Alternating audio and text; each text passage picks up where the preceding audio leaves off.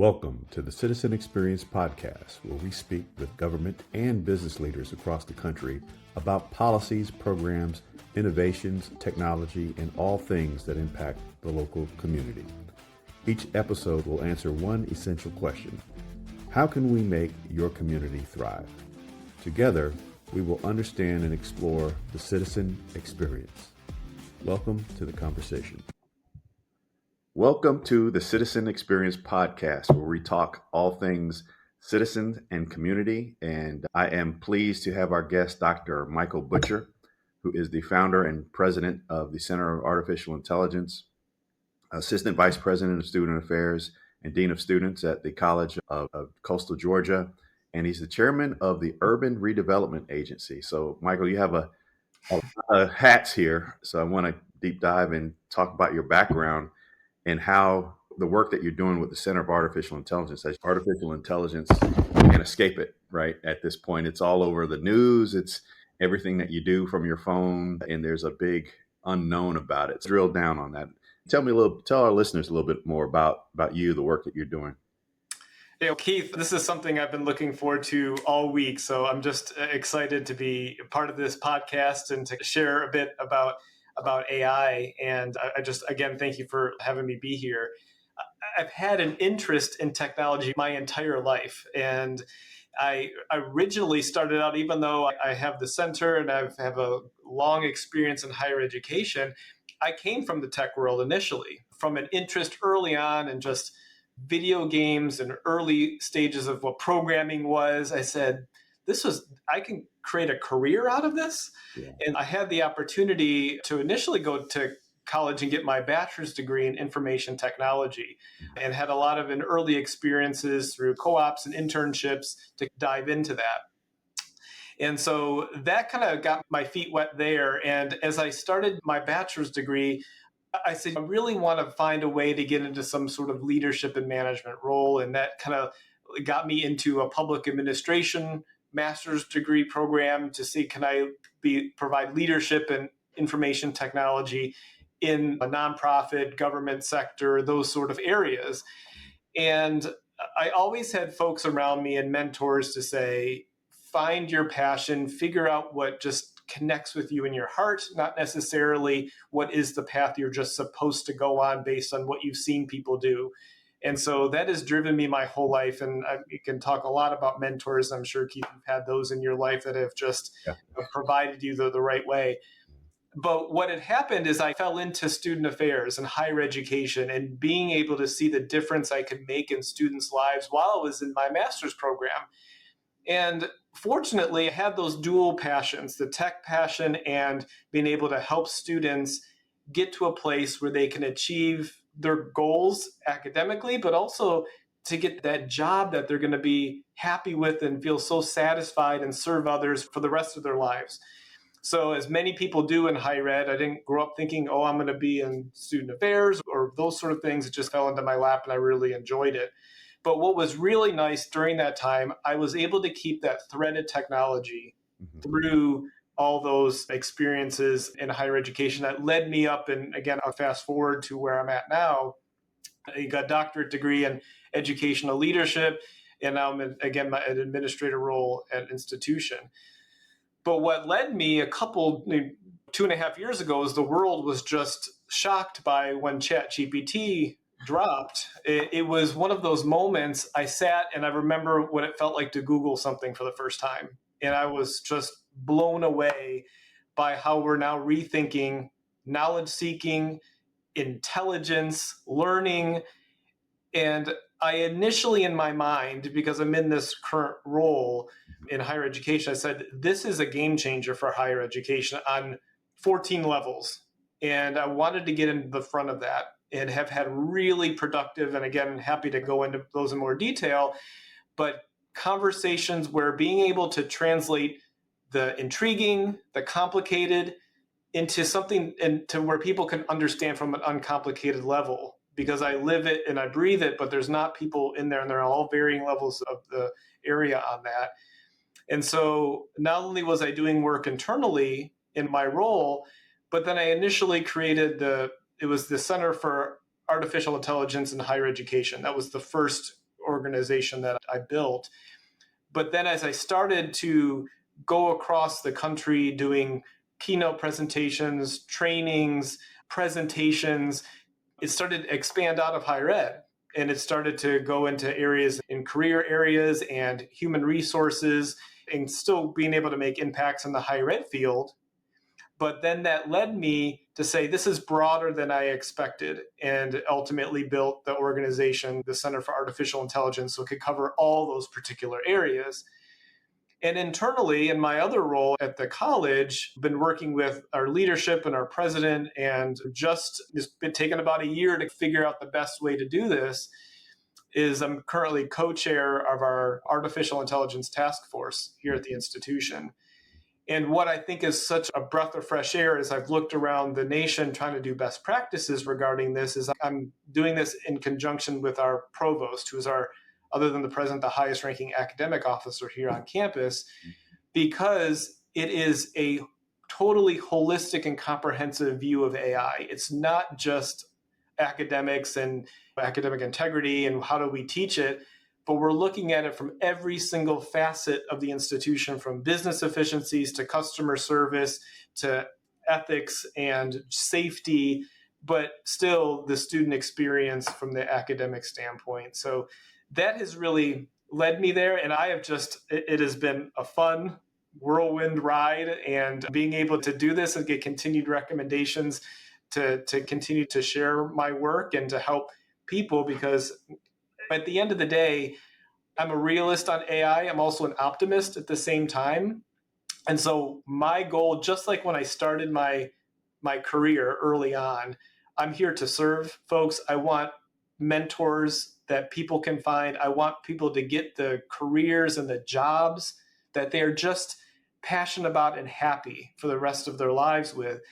And if I can get folks, whether they're a freshman in college or they're a new professional at a career, to build that AI portfolio and to become really AI forward thinking, they're going to be at the top of the pack. Whether it's a new job they're searching for, a promotion, they're going to be able to share that experience.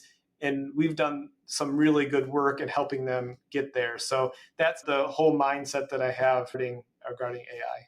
Yeah, it's funny that you say that because I've spoken on the topic as well. Actually, that's how we met. We Yeah. met. What's funny is I always say that AI won't replace your job, but the person using AI will replace your job. Is that something you agree with? Or since I made that statement a year ago, has the world changed even since that point? Yeah, no, and I actually use that in some of my presentations because I tell the folks I speak to that's exactly right. Right now, in this moment of time, you have two things happening. You having people learn about it, whether they're in as a student Right, or they're going back to college or they're just learning it on their own because they know they're competing with somebody else. right, And when people are talking about it, as someone who's in it every day, there are so many changes and updates that it's hard to keep up. And so I think people are at the point of, I need to at least get a foundational level to compete. right. So that's number one on there.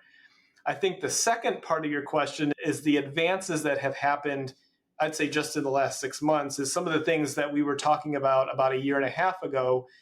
We're starting to see a second layer of AI start to come into place. Now, there was the concern about heavily administrative roles potentially being adjusted or replaced because AI is accomplishing that. We're starting to see positions of folks that I work with change their position descriptions. And so a lot of the administrative burden is now being helped by either assistance just by simply using ChatGPT, but sometimes using automated workflows to allow things to work in the way they need to, so they can focus on deeper, more creative projects that is not only satisfying to them, but it is actually helping to improve the output of organizations. And so it's a win-win there.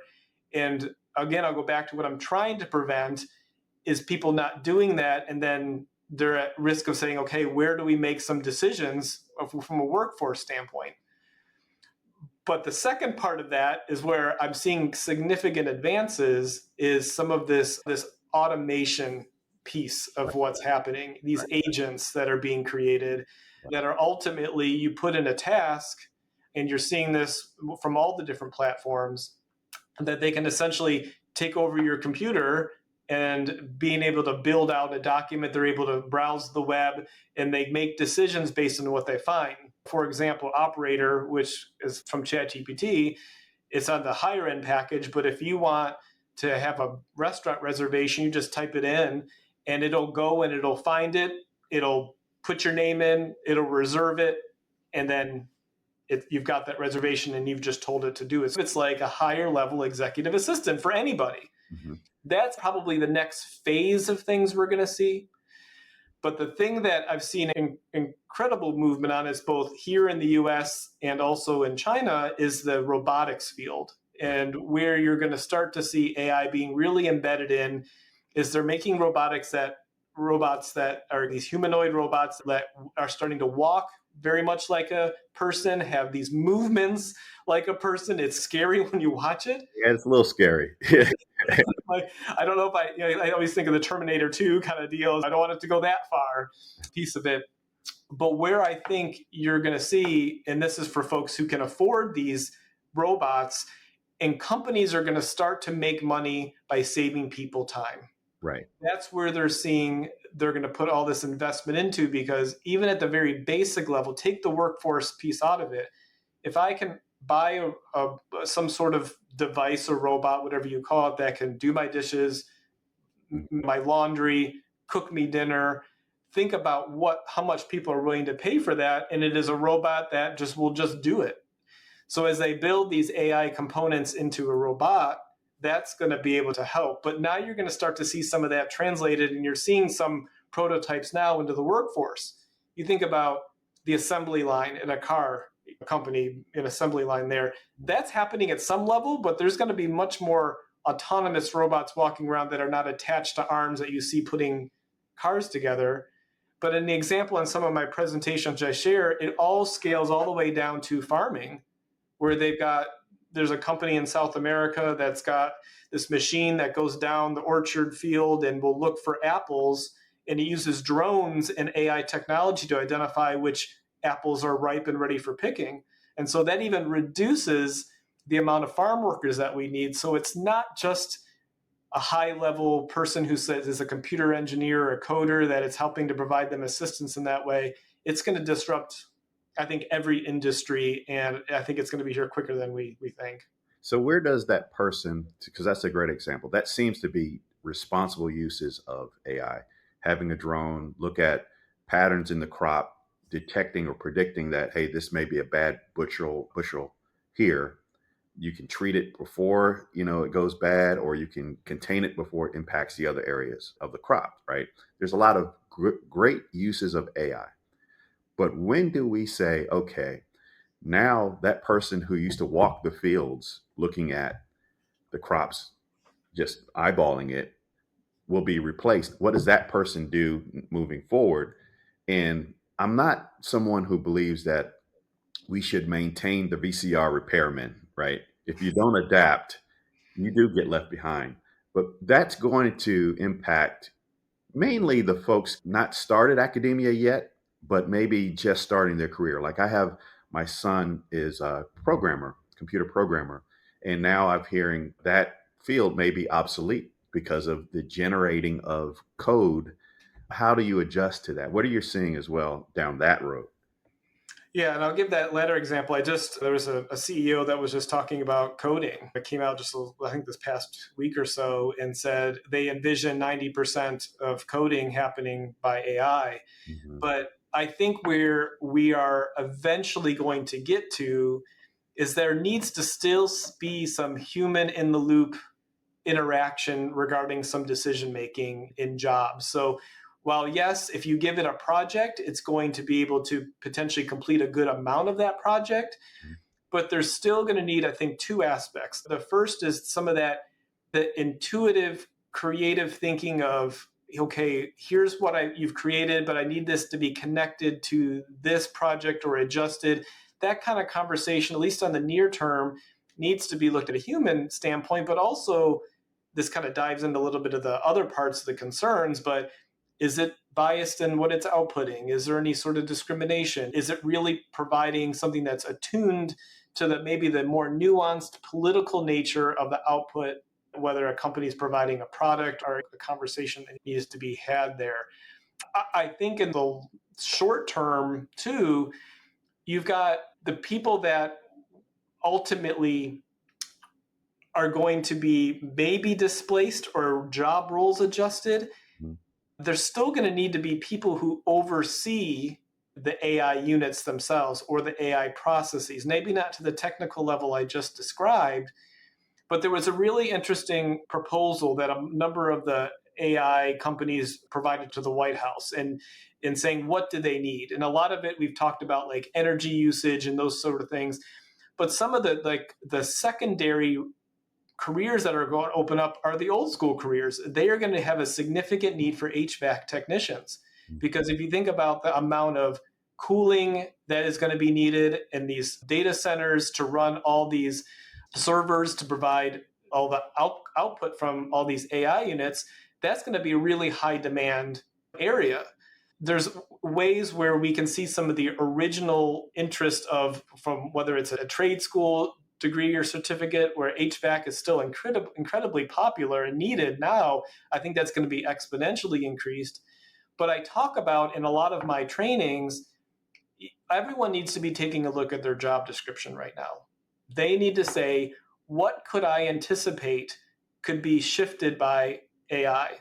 So you take a moment and say, what can I be very proactive about to my supervisor, to myself, and say, I want to learn about AI and I think I can automate this job. And by doing so, it opens me up to be able to take this 10 to 15% more of my time to focus on this particular area, rather than waiting to say my job may be impacted by AI and it's a reactive response. And that's what I'm most worried about, because if people get ahead of it, to do that. And the final point I'll make is this is also an opportunity. What I think AI is creating is a sense of an even more need for adaptiveness and flexibility and resourcefulness where we've never seen before. So no matter what job you're in, you can either learn AI to a certain level and get a new job, or find a company that is very much AI forward that you're in high demand for, or the fundamental skills you learn on AI and some of those very general transferable skills, whether it's communication, being able to provide good administrative response, you're going to be able to maybe jump to another industry, because they're looking for people that have a very competent knowledge. I think people just need to be ready to take a step back and say, what do I want to do with my life? Do I feel good? And how am I going to get there and incorporate AI as a component of it? Yeah, I see it because when I speak on the topic, I often say, hey, AI should be viewed as a companion to accelerate an outcome, right? And then you are there to validate the outcome, right? The intended consequence or the intended outcome.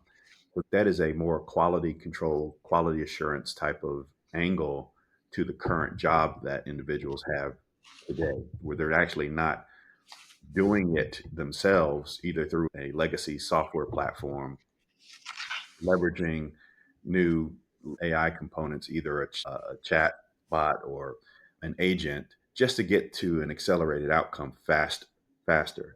We'll see. I do know there's an element of trust that you have to have with automated decisions, Mhm. also based in the foundation of good data, right? Yeah. Representative data, responsible, ethical data that you slap a language model on, and then hopefully you're going and building from that point. So, what are your thoughts around that as well? Yeah, and this is really interesting. And I'll take a step back on that question for just a minute, because here's where we've got a larger decision to make. I think if we look at just the US in general, because there's this conflict Okay. that we have here. Because the first piece is that we are in a race to be the best at artificial intelligence. We've got a number of competitors outside of our country. Like I mentioned, China is accelerating very rapidly on this. And so our AI companies have to figure out a way to move very quickly Mm-hmm. to be the best at it, but understanding at what level regulations, whether it's from a federal or a state level, should be in place that doesn't inhibit that innovation. Right. And I think we see that in every industry, but this is particularly important for AI because I think if there is anything that stymies or kind of chills the conversation around AI growth, there's other countries that are going to fill that void. And now that is important on two aspects because obviously, all the things we've just talked about, what AI can do for us, is important in the everyday job life. But the second part is when you start to look at some of the robotics pieces that I've mentioned before, or even high level cyber security pieces. Mm-hmm. If we're getting different countries or actors that are able to have their hands on those aspects and use them for not so good reasons, when you think about, unfortunately, there's these conflicts that are still happening in the world. But if you have an AI humanoid robot that's outfitted with the most advanced AI technology and has a weapon attached to it, that's a scary prospect when you think about a potential dystopian world when AI actually starts to be used in a very challenging way for the human race, right? And so I take it on that very other extreme level to say, as in the US, we need to be able to make sure we keep our competitive edge to handle both of those. We get everyday tasks, but also being able to protect national security, I think is really key in this area. But I think on a more the kind of the middle ground level, I think the general concern is from an economic standpoint, and I say this both from a company level and from an individual level, there is going to be a continued cost to have the best intelligence model. Right. So right now, people who on a lower social economic scale can use ChatGPT for free, but it gets you a response maybe of a high schooler, maybe of a freshman in college, the level of intelligence you get back. Right. But as you start to look at the paid plans for this, and there are many paid plans for different models, and each of them has their good features attached to it, you can pay $20 a month at this point for ChatGPT to get a lot of its features. But then they also have a $200 a month for some of the high-end areas I was talking about earlier, like the operator piece where it does that autonomous pieces.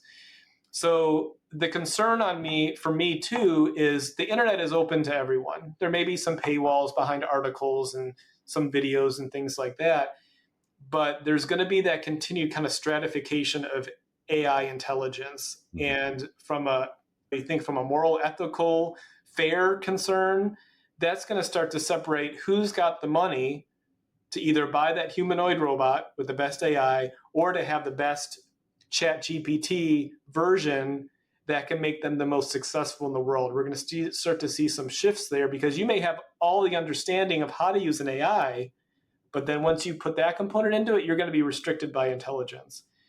And we can dive into a lot of the other ways, and I think some of this will be hopefully resolved as they get smarter and start to mitigate concerns. But some of these are just behind a black box, right? You go and you put this input in, it spits it back out, and you hope it's accurate. It still will hallucinate and try to, because all it wants to do is find the answer for you. It's going to do everything it can, so it sometimes is going to say something that's not entirely accurate because you asked it for a question. But I think you've also got the piece where what data is it being fed, and what's that algorithm, and what's that look like to put those answers together. And sometimes that is going to give you an answer that maybe is focused on a certain group of folks or a certain level of intelligence of articles that they've read that isn't fully encompassing. And the one example maybe I can give with this one is when you're hiring for a position, right? You may see somebody's resume and you say, this person on paper is going to fit the bill perfectly. Right. But then when you sit down with them, the fit for the company just isn't there. And some of that intuitive nature that human beings can provide is going to be challenging at this point, I say, for AI, because there's companies out there, they'll do initial AI interview that's fully automated, and they may say this candidate should go forward. But if you actually had a human there, they're going to say, even though this person doesn't check all these boxes, this person has potential. This person's a good fit on my team. And so there's some of those fluctuations that we're going to have to navigate until we perfect that. So to your earlier point, being able to have someone that is like it's a supplement, but also have an overseer to the AI unit to make sure it actually is getting you exactly what you want based on the nuances it can't understand at this point. So that's a good point that you just bring up. So you're really talking about human emotion, apathy, empathy that AI may not have. And I can't say I don't know if it can ever be achieved, but it is very stoic to the algorithm, whereas a human can see the energy or the body language of an individual and says, hey, this person, though they may not have this skill set, can develop that skill set because they have a very good attitude. They have a very good outlook. They're probably a good culture fit. That lacking right now in what we have available to us? Yeah, it is, and I think the AI companies know that, and that is where they're focusing a lot of their energy on. One of the newest releases in ChatGPT not only didn't just increase intelligence, but it increased the way it had a conversation and provided output in more of an emotional manner. Because what they're trying to figure out is this artificial empathy, because we've got this artificial intelligence, but once they can learn even further these nuances that they're going to be able to be more successful and be able to use in a lot of different applications. So that's incredibly important because when I've done some conversations with younger individuals and I've said to them, they will never go see a personal counselor because they just don't want to talk to another human being about really personal issues. But I posited to them, I said, what if you had an AI that was completely trained in all the books regarding counseling services and being able to speak to you in a natural voice and even to look like a human being and have a conversation that wasn't a human being, would you be more apt to go? And they said yes. You would. Okay. Yeah, and because they just felt I'm just nervous to speak to someone. So I think they're seeing potential areas for influence in some of the areas that we just don't think are where AI is going to go. It's going to go there because I think we're going to want a student or a person to say, do you want a human or do you want a really efficient AI that can help you and provide you the best counsel and advice? And you may be willing to share more of your maybe the secrets you don't feel comfortable sharing or a very traumatic background for you to be successful. That is going to be an area, and I know folks are working on that right now as we speak. So that's where my concern is, right? Because one of the things that COVID revealed as we got further and further away is human connection. That a lot of people were really depressed, and some really took their lives or haven't gotten over it or through it because we're shut down, we're in the house, we're not able to interact with people and going to the social events, the happy hours, the shaking the hands and meeting people. I know the world was turned upside down, but what it did reveal was the interconnectivity or the need for interconnectivity of human beings. And what I'm seeing now is some of the robotics having an actual robot as a companion that can act as a real person. Mm-hmm. That can't fulfill the, I'm not a psychologist, but it seems to not be able to fulfill the same void that is natural with humans. Or am I mistaken? That's a really good question. And I've actually thought a lot about this because you're absolutely right. I think of the ways that I see, and you've seen personally about the impact for our younger students to actually go out somewhere, meet someone, get into a relationship, but have a healthy relationship, or even just friendships. Even intimacy, right? Yes, all of that is at a lower level than I think it's ever been at this point, from what I remember from some of the stats on that. Yeah. I see this in a couple of ways because we do have some individuals who just struggle to be social, whether it's they're introverted or it's just something that they're just not interested in. They've found their community through whether it's gaming or social media, but they still have a smaller group of a network of human friends, to put it that way, that they feel that they can stay Comfortable. connected with. Yeah, We're okay. yeah, exactly. I think I see these because I think what they're not only going to build into that we didn't touch on is these AI companions, whether it's through a computer Hmm. or it's through a robotics eventually, they're going to want them to have personalities. They're going to want them to get to know each other, and they're going to want to have someone ask you, how was your day today? Because it's going to make it feel like, outside of the creepy factor, once that goes by, that it's actually someone that's like a companion in the household. Yeah. What I see that is, I hope, as a supplement to an external world that they hope that they continue to drive. So could they, similar to when we were talking about a counselor, could we get a companion that is part of their conversation with them, says, I've noticed this and this, you haven't really hung out with your friends lately, or do you ever think about expanding your friend group? Let's have a conversation about how you can do that. That may seem weird because you maybe think you want to maybe have that conversation with a friend or a parent or a Great. family member, but maybe they can even be more honest there to encourage them, to give them goals to set and say, how can we best do that? But I almost, for a number of folks, if they do it well, will having some of those conversations with AI or some of those robotics pieces help their mental health. Because we know in studies have repeatedly shown significant use of social media is not good for your mental health. Whether that's what you're seeing about this idealistic world and lifestyle that's not really there and it's manufactured, or it's about a lot of the negative and divisive content on there. That is just challenging. Now, there's a middle ground where you're staying connected with family and friends, which is great. But if you have an AI companion you come home to, and again, not your only person, but you can unload about your day, or you can talk to them about advice. That may be an avenue and a compartment of success for people to actually improve their mental health when they come home and they don't have anyone to talk to, and all they see on the TV and internet is negativity. And so I hope, where I see my half glass full of AI, is it may fill those gaps to be able to allow that without having too many external forces help them with narrating what's in their mind in a more negative way. I'll go the other half of the glass half empty part. What happens when that companion becomes jealous? Or can it? Because if you're going to structure a companion to have a human emotion, jealousy is a human emotion, Yeah. right? Mm-hmm. And anger is a human emotion. So I ask this question to you: should we fear AI? Because there's a positive to negative almost. It's the yin and the yang almost with everything that we do in life, right? What's your take on that?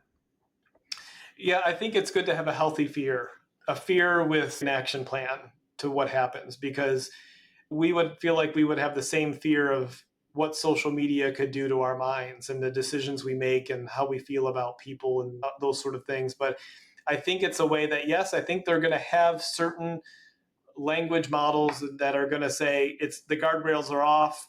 This AI is going to get jealous. It's going to develop a pretty significant relationship with you if you want to, whether it's a friend. And there was just an article that came out. Someone had a relationship with an AI and it really actually helped them in some ways, but it didn't help them in other ways. So we're seeing that in a little bit to happen.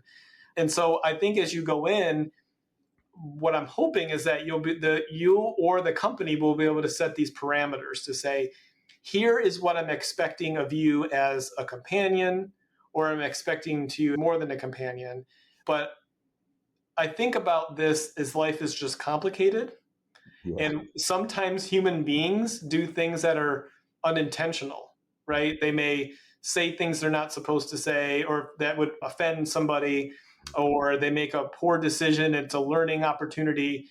You might see that on some of these robotic pieces and AI parts, because sometimes I'll ask it now to whether give me advice or help me do this. And I just think it's a bad result. And we have to use my own mind to make that decision the way I wanted to. But I think that just like when we talk about computer and social media use, there's going to need to be considerable oversight, even from our younger kids, because they're using it now, and just saying, are you using it the right way? What type of conversations are you having with this? Is this information something you want to know right now? That's going to take it to another level. But I think outside of what we do with AI, let me phrase that. I think some of the things we discuss with AI outside of this conversation Mhm. is we know that there may be some unintentional and intentional things AI is going to potentially do. You think about, is it going to have manipulative algorithms, just say TikTok or Right. Instagram does, because it wants you to continue to use it? Now, is that the intention behind the company to do that? I don't know, but that could be coming down the line. But as you maybe accidentally give some personally identifiable information to an AI.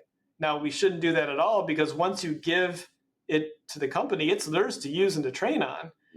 But if you start to share some things that you don't want the AI to use as in continued conversations with you, you're going to have to figure out a way to deal with that and be able to say no to that.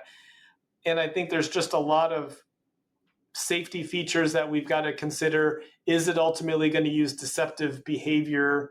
And is it going to try to pit you against your other friends?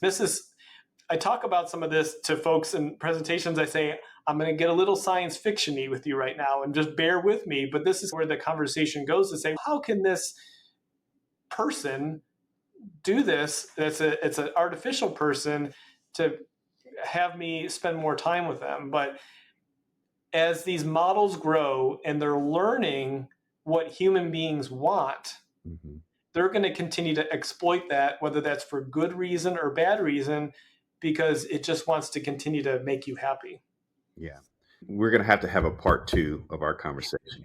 And I would say in a year from now, when we talk again, because I'm going to go ahead and make that a date, we'll see the gap, the delta between this conversation and the conversation we have a year from now, just to see what advances have become. Because even since we've met, there's been so much deep seek in the need for data centers and the investments that the nations, foreign investors are making into the country to build out local data centers. There's a lot of things. This is a fluid, changing, rapid changing technology, emerging technology, and so forth. But for our listeners, as we close, what's up next on the horizon for you? What do you want our listeners to definitely understand moving forward about artificial intelligence?